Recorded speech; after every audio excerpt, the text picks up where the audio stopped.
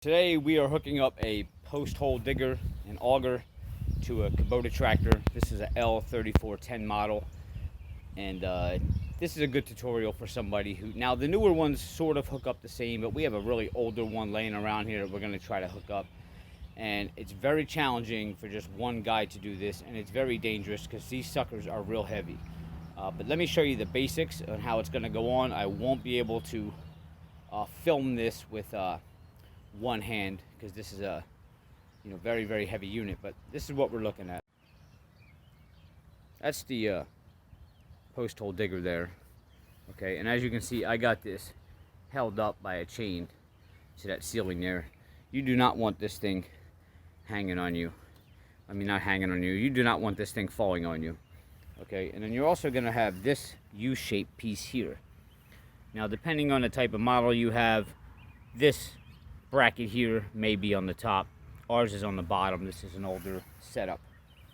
Okay, now the way that this works is you're not going to need your center hook up here. Okay, this is actually going to come completely out. On the bottom of this, there will be, let's see if we can get the phone down there. See the hole right there?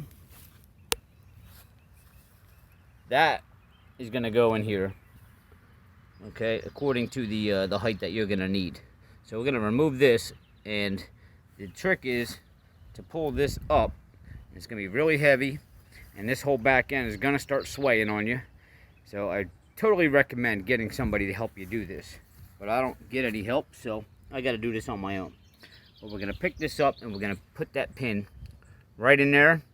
Not sure how I'm going to do it, but make sure you have your pin here in your other hand to be able to slide it through there.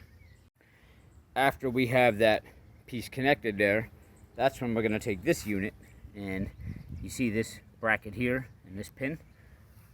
We're going to place that on here. I'm going to have to play with it a couple times to get the right size, but that's going to get placed on here, and our pin's going to get slid through. Then we can hook up our 3 points down here. All right, and you want to pull these pins out that were in here, pull them out so that these are free. Pull them out of both sides so you can move this freely, and then you'll be able to raise these up and put them on the pins there. Okay, so the first step is I got to try to lift that sucker up without hurting myself and line it up with that top pin. Remember, we're taking this piece out. It's no longer needed. Have your pin in your hand. Be very careful when you're doing this, because it wants to fall on me already.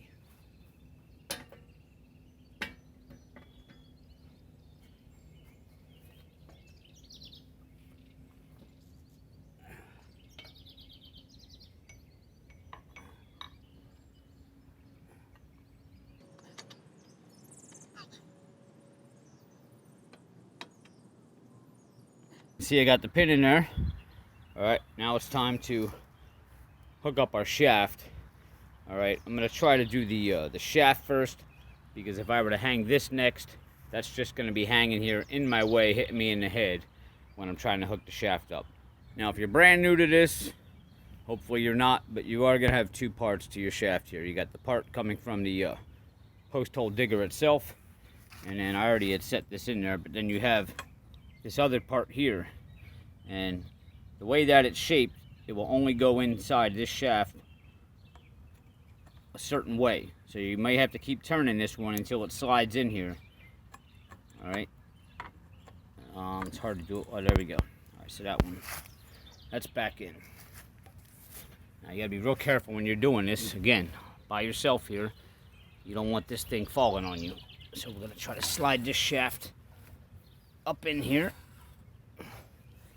Give us enough room. Now we can slide it back down to put it on that PTO. And again, when you're down here pulling around on this thing, make sure this thing is secure, because it will pin you in this tractor. It's very heavy.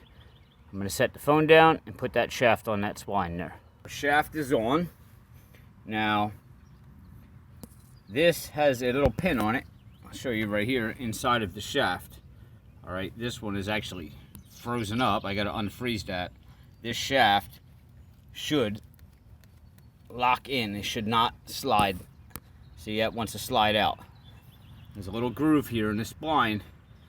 That pin, you have to tap that in, which would make this lock inside of this groove so that this does not come out. All right, and that's very important. You don't want to jeopardize anybody's safety operating this machine. So you're going to slide that up, and we're going to try to get it past that groove. Going to spray some WD-40 and stuff on here, let it soak. Then I'm going to come back and tap this pin and pull, and you should hear it click into place, but you may not, depending on how rusted up that is. All right, but you definitely make sure that that is seated in that groove before you send the operator out with this machine. Got myself a hammer and a punch. What I'm gonna do is set it right on that pin, and I'm gonna tap. Definitely gonna put gloves on because I'm probably gonna bust my knuckles and be screaming. Won't be recording that because I'm gonna need 2 hands.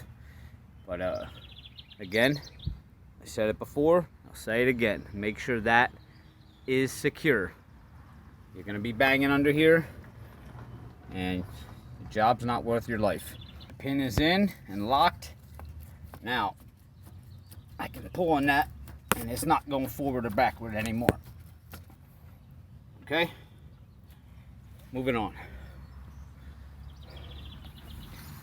Now, we're gonna take this, and basically, see if I can do this at one hand here.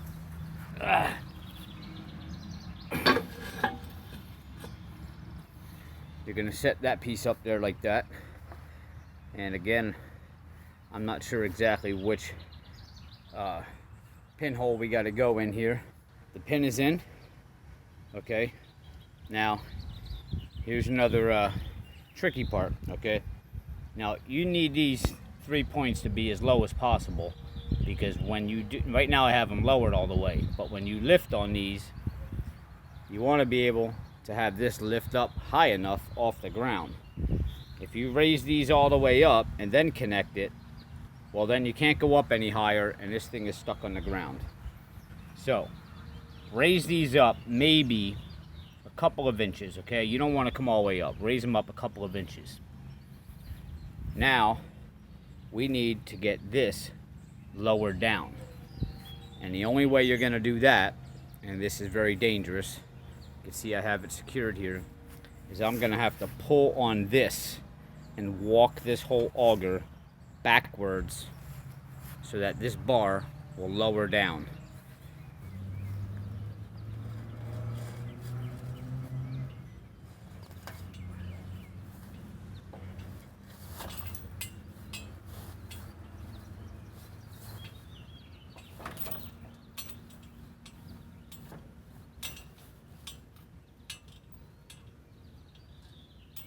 Little bit of a dilemma.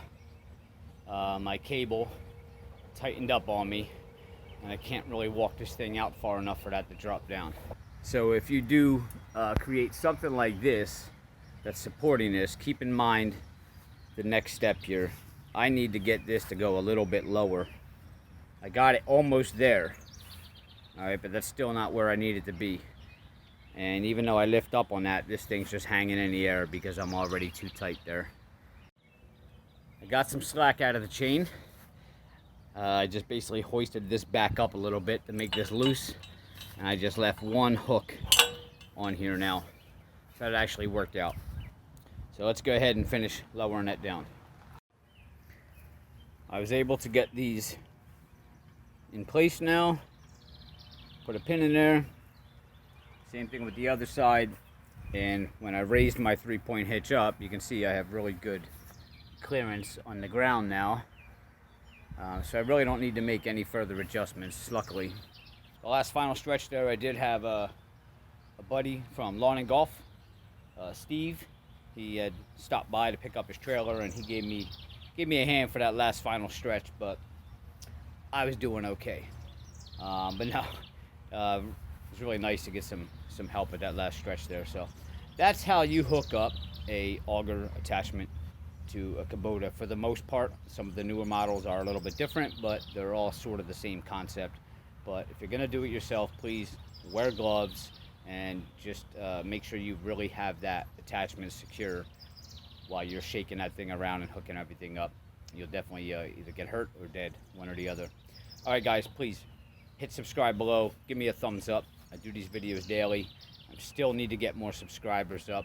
And I'll see you guys next time.